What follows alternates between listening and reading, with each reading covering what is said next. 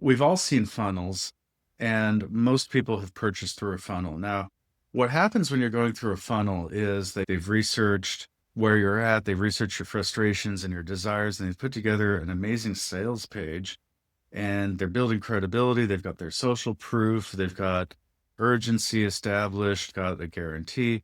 But what's happening is that they're moving you through a sequence of upsells and downsells. You are making choices of what you want to buy.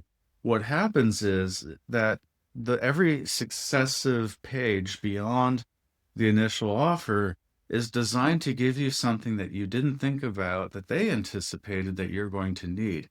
But what happens is some of these funnels can be endless in that they keep marking it up. It starts at $47 for the first offer, then it goes to 197 to 497, 597, 997. It just keeps going and going.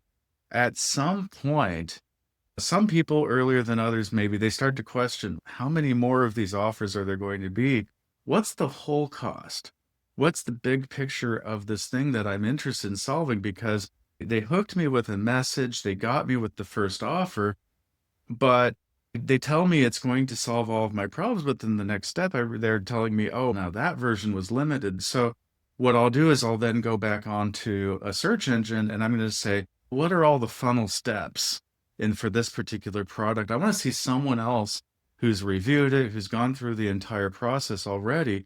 And then I can see what all those offers are, and I can make a better decision. Do I really want to spend $1,500 on something that started out at 47?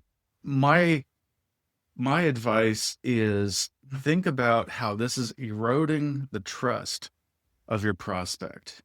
And it's all about belief in your ability to help them achieve an outcome. And so when we have these endless funnels and ultimately, of course, leading to continuity, in the end, you've got to really think about the impact on the trust, because you're actually diminishing the trust with every step.